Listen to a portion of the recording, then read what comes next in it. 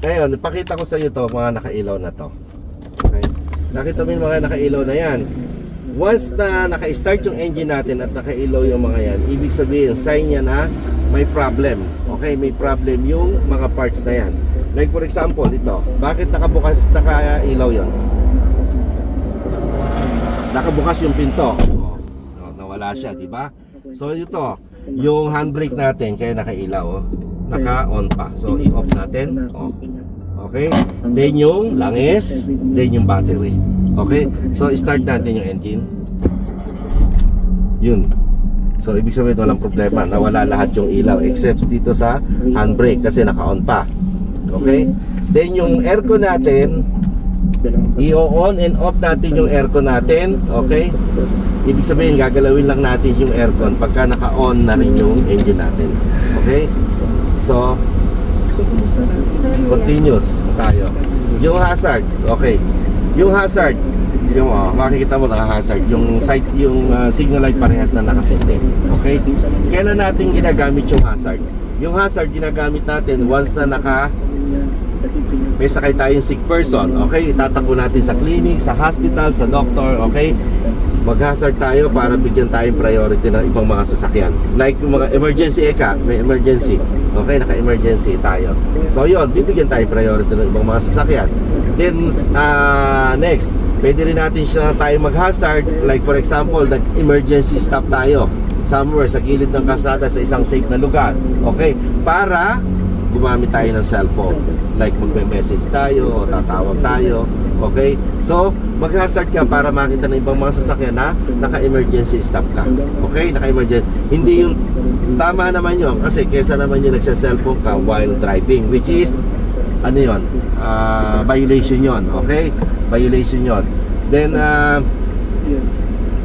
next, itong wiper. Yung wiper, yan, kailan ginagamit yung wiper pag umuulan, di ba? So para malilinis natin yung windshield natin, okay? So ang pag-operate niya depende sa siyempre sa patak ng ulan. Okay, habang binababa mo, pabilis siya ng pabilis. Okay? Pabilis siya ng pabilis. Okay? Meron naman tinatawag din na yung self-cleaning, yung papunta sa sayo, sa driver. Oh, ayan, oh. Naglalabas ng tubig. Ha? Tapos automatic siya nagwa-wipe.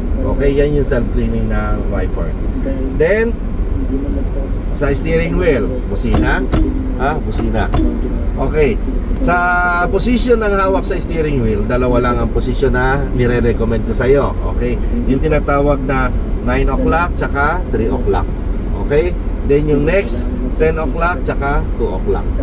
Okay? So yan yung dalawang posisyon na gagamitin natin. Hindi yung nag-e-X-X tayo na ganyan.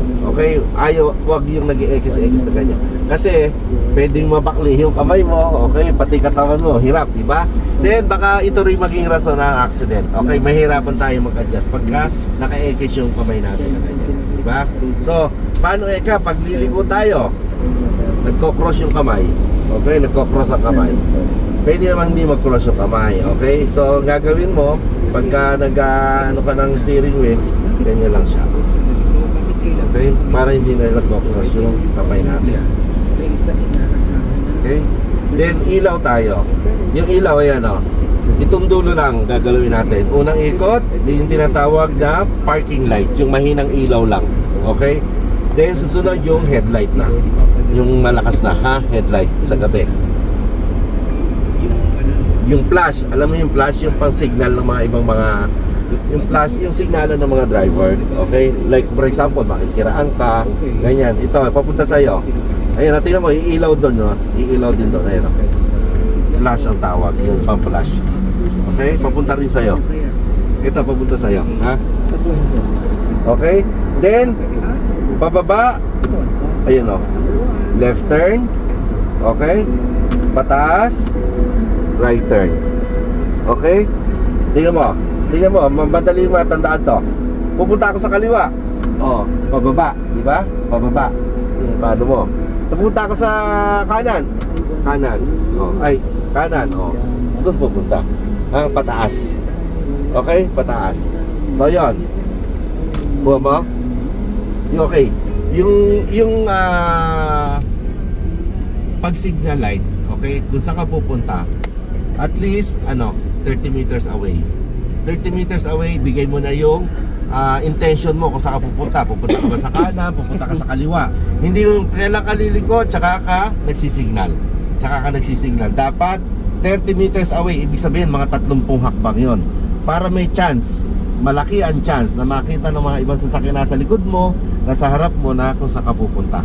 Okay? Kasi kung ikaw ay magsisignal lang kung kailan ka paliko, wala na, no? Wala nang time para mag-adjust yung mga sasakyan nasa likod mo. Baka nakabuka na sila, ino-overtaken ka na rin. Okay? So ma-aksidente ka lang.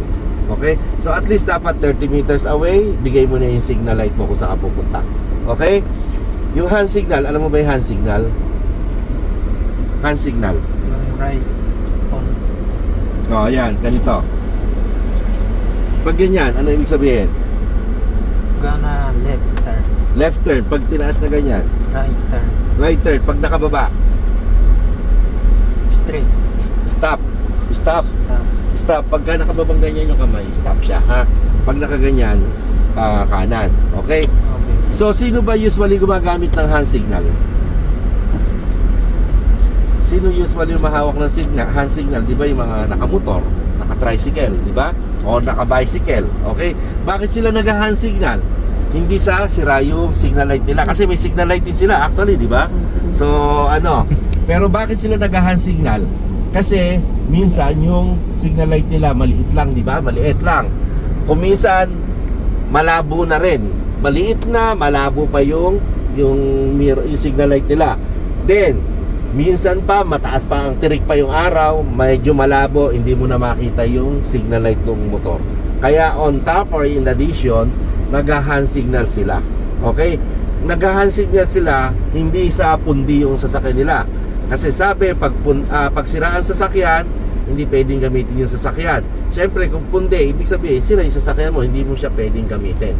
Kaya yung hand signal, on top lang siya, in addition lang baro sa signal light nila. Okay? Then, sa steering wheel pala, in addition, okay? Paano mo siyang gagamitin? Siyempre, kunyari, kung saan ka pupunta, gusto mo pumunta sa kaliwa, okay, iikot mo sa kaliwa. Okay, iikot mo sa kaliwa. Pupunta ka sa kanan, ikot mo rin sa kanan. Okay? Then, huwag kang malilito. Huwag kang ma-confuse. Kasi, pa-drive, tsaka pa-reverse, same lang din ang steering wheel. Okay? Kunyari, pa-drive, kung saan ka pupunta, punta ka sa kaliwa, ikot mo sa kaliwa. Punta ka sa kanan, ikot mo sa kanan. Same din, pag magre-reverse ka, pa-reverse. Gusto mong pumunta yung sasakyan mo sa kaliwa, o, dali mo rin sa kaliwa. Pupunta rin sa kaliwa, pa-reverse. Okay? Yung puwitan niya lang. O, yung puwitan, hindi naman yung harap. Kasi harap, pagpa-drive. Pag pa-reverse, yung puwitan naman ang ginaguide mo, di ba? So, same lang siya. Wala tayong dapat confuse. Okay? Dito naman, next tayo rito sa pedal. Dalawa ang pedal ng Matic. Isang gas, accelerator, or silinyador. At isang brake. Okay? Ano ang gamit natin? Right foot lang ang gamit natin. Hindi isang ganyan. Okay? Kasi bakit? Itong right foot nandito left foot nandito sa footrest. Kaya isang paa lang ang gumagana para hindi nakakalito. Kasi ang gusto lang naman natin, kung gusto nating tumakbo, de syempre gas ang gagamitin natin, yung pipindutin natin. Gusto natin huminto, de syempre magbe-brake tayo. Hindi naman pwedeng yung sabay na ganyan. O, tingnan mo mangyari pag sabay. O, wala, di ba? Parang yun, loko-lokohan lang, di ba? So yun, kaya isang paa lang ang gumagana, ha? Isang pala lang. Sa cambio, P, parking, pagka hinto mo na, permanent mo na ipapark, di ba? So naka-parking, okay? Then R, reverse, paurong. New, N, neutral. Kailan ginagamit yung neutral? Siguro kunyari temporary ka naka-stop, okay? Mag-neutral ka lang. Okay, huwag mo nang i-parking. Okay lang. Diba? Like for example, siguro sa traffic light, naka-red light, nag-aantay ka ng green light. Okay? So, i-neutral mo, tapos i-handbrake mo, tapos yung paa mo, pwede mo nang tanggalin dito sa pedal para relax naman yung paa mo. Ha? Stretch pa. Okay? Then yung D, drive. Okay, drive. Yung B, ito yung engine brake to eh. Ha? So, D, drive. Okay? Then ito yung handbrake. Okay, yung handbrake. Yung handbrake, Pag hindi ka nakatuntong sa brake, dapat naka-handbrake ka. O kaya every time na ipapark mo, iiwan mo naka-parking. So i-handbrake mo rin para hindi gumalaw yung sasakyan mo. Okay? Hindi gagalaw. Okay? Dati kasi nung araw, kailangan mo pang lalo na yung manual, kailangan mo pang iwan na naka first gear. O kaya gusto mo, lagyan mo ng ansal yung gulong para hindi lang siya gumalaw. Okay? Ngayon, ito ng handbrake. Siya na yung nagkokontrol para hindi gumalaw yung sasakyan mo pag iniiwan mo. Okay? So, okay na tayo.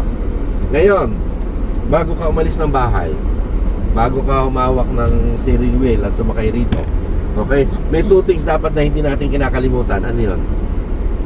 Na parati nating dala every time na hahawak ka sa steering wheel. Una, ORCR na sasakyan. Pangalawa, driver's license. Kasi itong dalawa na to, okay, once na umalis ka, kunyari may random checkpoint ka nadaanan, sabihin mo, wala naman akong violation, bakit ako inaharang? Possible yon kasi si-check lang naman nila kung naka-seatbelt ka ba, o kaya hanapin sa'yo yung ORCR mo, okay, or yung driver's license mo. So yung mga ano na yan, pagka nakita nila na meron ka, pagugo ka na. Okay? Pero kung wala ka ma-present doon sa dalawa na yon, possible na violation mo, driving without license, or possible na carnapping kasi wala kang papel ng sasakyan. Okay? O kaya baka nakita hindi ka naka-seatbelt. Kasi ang seatbelt dapat yung driver tsaka yung passenger din dapat naka-seatbelt. Okay? For our security. The next. So dala mo na may student permit mo, di ba? Oh, nakita ko na. Ayan siya. Okay? So, go na tayo. Okay? Go na tayo. Ngayon. Ako, ayaw. Sira ang cambio. So, hindi tayo makakaalis. Okay, yung Matic, meron siyang safety features na tinatawag, okay? Ano yung safety features? Hindi mo siya magagalaw yung cambio pag naka-parking kung hindi mo tutuntungan yung brake. Okay? So dapat para magalaw mo yung cambio, nakatunto ka sa brake, nakadiin ka sa brake. Ha? Tandaan mo ha? Okay? Para magalaw mo tong cambio. Okay? So kanina kita mo hindi ko magalaw kasi hindi ako nakatuntong sa brake, oh. Diba? So yun, dapat tuntungan mo yung brake. Bakit? Bakit may safety feature na ganito ang Matic, ang automatic? Okay? Like for example, puno ka ng sasakyan. Puno ka ng sakay. Okay? Puno ka ng sakay. Ngayon, meron pang mga bata ka sa sakay. Malilikot ang kamay. Okay? Kung wala nitong safety feature na to, okay? Wala tong safety feature na to. Tingnan mo ha. Wala tong safety feature na to. Tingnan mo. Wala kang ginagawa, tingnan mo, lumalakad yung sasakyan. Diba? Lumalakad yung sasakyan. So kung pinakailaman to ng mga sakay mo, wala. Kasi kung wala tong safety feature na yung brake, kailangan natin to. So ano mangyayari? Ma-aksidente yung mga sakay mo. Okay, napakailamero. Okay. So yun yung rason kaya nilagyan ito ng safety feature na kailangan tuntun mo yung brake para magalaw mo yung cambio. Okay? Ngayon, sabi eka ni coach, sabi niya ganyan, pwede naman natin iwan neutral pagka saglit lang naiiwan mo. Like for example, okay, umandar na yung sasakyan, may nakalimutan ka pala sa bahay mo, sa taas ng bahay mo. Iniwan mo na naka-neutral. Okay? Iniwan mo na naka-neutral. Sakay mo yung mga malilikot nga ang kamay. Okay? Ngayon, pagka naka-neutral lang, yung sinasabi ko na safety feature, hindi siya gumagana. Okay? Tingnan mo. Oh, hindi ako nakatuntong sa brake, ha? Oh, nagalaw mo yung cambio. Okay? So ano po ang point ko doon? Dapat kung iiwan mo at nakaandar ang engine, iwan mo siyang na naka-parking, ha? Huwag mo siyang iiwan na naka-neutral lang. Kasi magagalaw yung hindi siya naka-brake, ha? Hindi mo kailangan tuntungan yung brake para magalaw. Okay? Kaya tingnan mo, neutral. Diba? O, magagalaw mo yung cambio nang hindi ka nakatuntong sa brake. Nakuha mo, intindi mo? So, yan.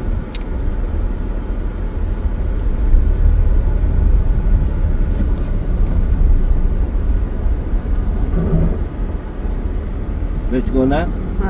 Okay, sir.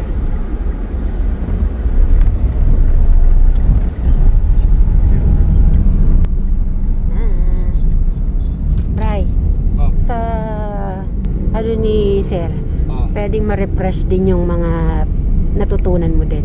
Ah. Pinapakinggan mo siya kanina? Matik na agad yan. Matic. Di ba yun din ang ginamit mo last time? 3 meters away, nagsisignal ka na, ha?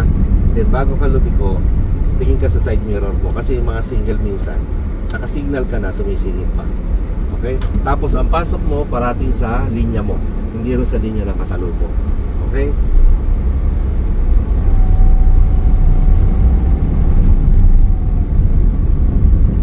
Then sa mga intersection, medyo nag-slow down ka, baka mamaya may kumatawid na.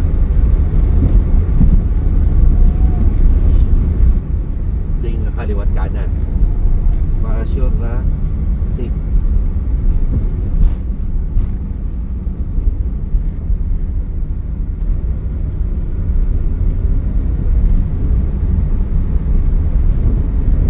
Ay, ito na. Your turn to shine. Ay! Siyempre gusto ko makita muna paano siya pumasok sa...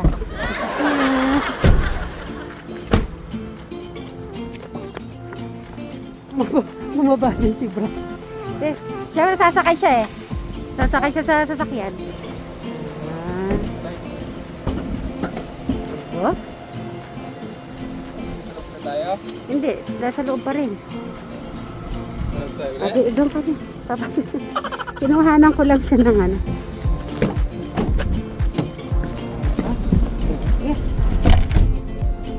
So, ano una mong gagawin?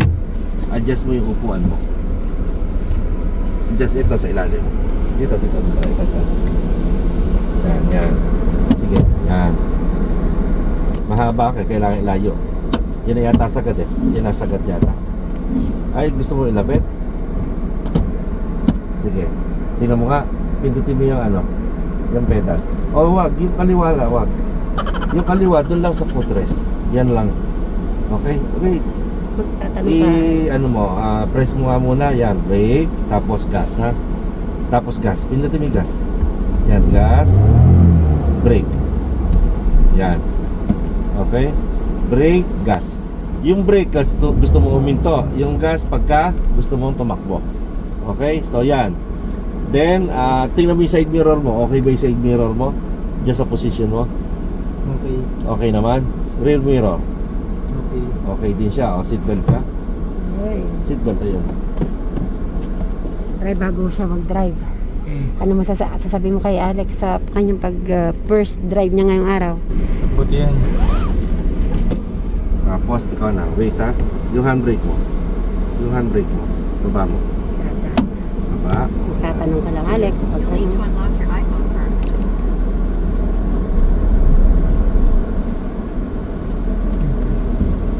Sige, go. Yung ano, hindi pa naka-dip. Baba, konti. Yan. Okay.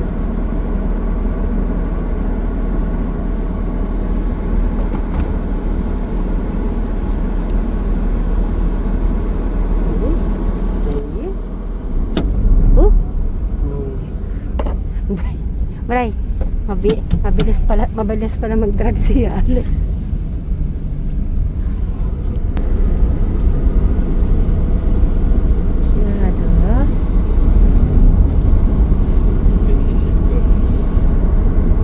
Kita mo, kuminsan kahit di ka mag-gas yung tumatakbo siya.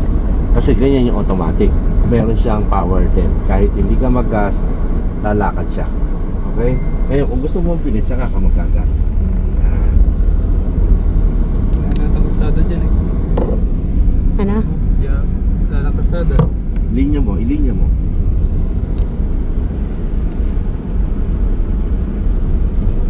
First time kaya niya. So, yun. Sige lang. Drive pa. First time yan. May friend naman yan. Pang-drive. Kahit ano wala. Okay, stop. Brake. Okay, sige, reverse. Okay. Reverse, reverse. Yan. Pag nagre-reverse ka naman, brake ka lang. Pag nagre-reverse ka naman, ang tingin mo, kaliwat kanan na side mirror, kaliwat kanan na side mirror ha, tsaka rear mirror. Gusto ko makita yung talagang leeg mo ang lumilingon na ganyan ha. Huwag lang yung ano ng mata, yung bilog ng mata ha. Gusto ko makita gumaganyan ka ha. Ayoko yung mata mo lang gumagalaw na ganyan, yung ulo mo hindi ha. Okay? Sige. Tsaka dahan-dahan lang. Kung hindi naman kailangan ng gas, huwag ka nagagas. Okay? Sige. Tingin, kaliwat kanan. Kaliwat kanan, tingin, yung ulo mo. Sige, pwede ka naman mag-gas kung gusto mo mag-gas.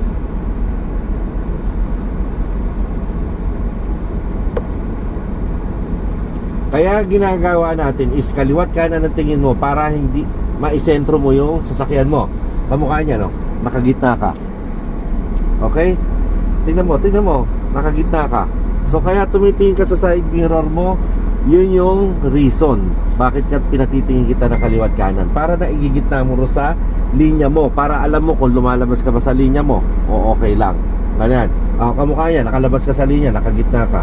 So ma-aksidente ka niyan. Di ba? So dali mo sa kanan. Sige, move. Dali mo sa kanan. Yan, sige. Kanan.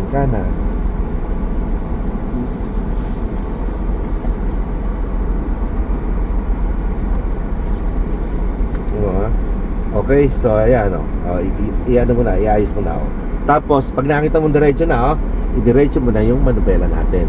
Ayan Tingnan mo yung pag pa-reverse sa side mirror tingnan natin ha. Ayan ganyan lang, galaw-galaw ka lang na ganyan para i-maintain mo lang yung position ng sasakyan mo sa linya mo ha. Tingnan mo alas. Paano ko tayo maraglag ko din? Ganyan lang, okay?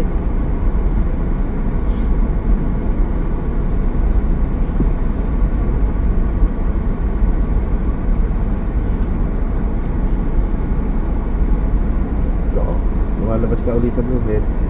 Ganyan lang. Okay, stop. Sige, drive ka ulit.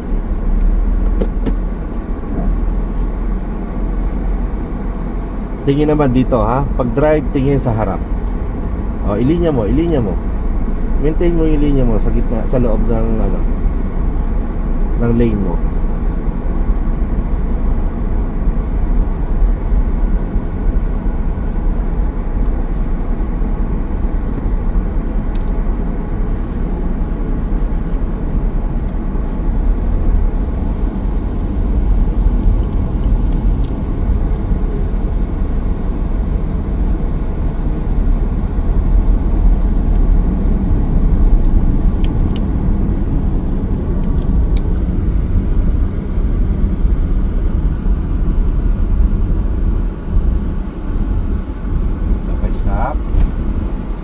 Yung pag-stop mo ha, medyo wag masyadong diin ha.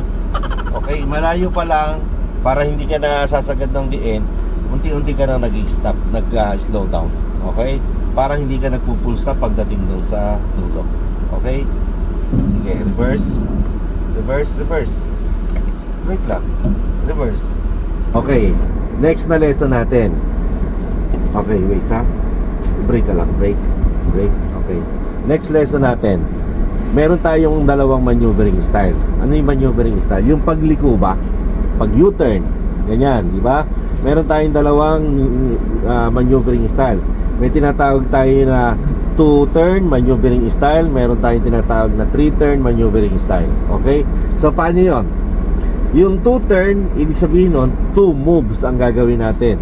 Yung 3-turn, siyempre, 3 moves ang gagawin natin para makapag U-turn tayo completely. Okay?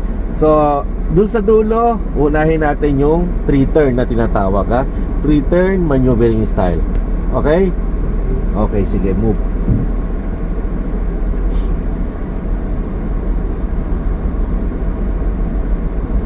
Linya. Back to the line.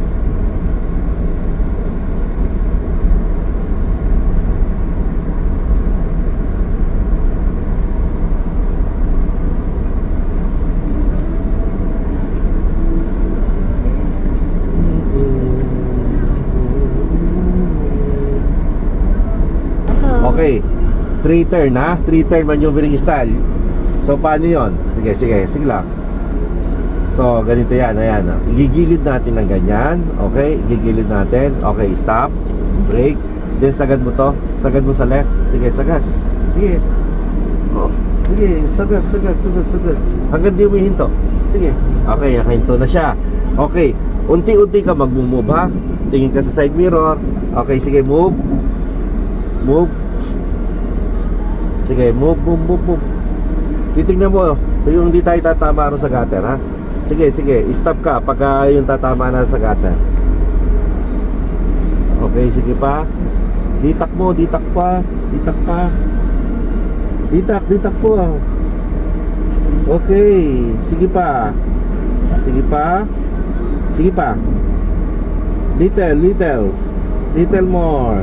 Little more. Okay. So ito, first move ha. Okay, second move, sagad. Sige, sagad uli. Habang hindi uli humihinto, nag-stop. Sige, mabilis. Kunyari, nasa highway tayo, maraming sasakyan. Okay, so yan, nakasagad. Ngayon, reverse mo naman ngayon. Reverse. Okay. So tingin ka side mirror, mode side mirror, tingin ka sa rear mirror. Baka may maurungan tayo sa likod, ha? Okay, sige.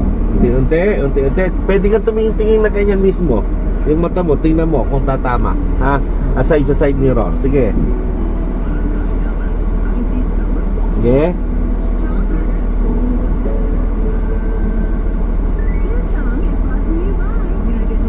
Okay. Kita mo, ito na lang. Isa pang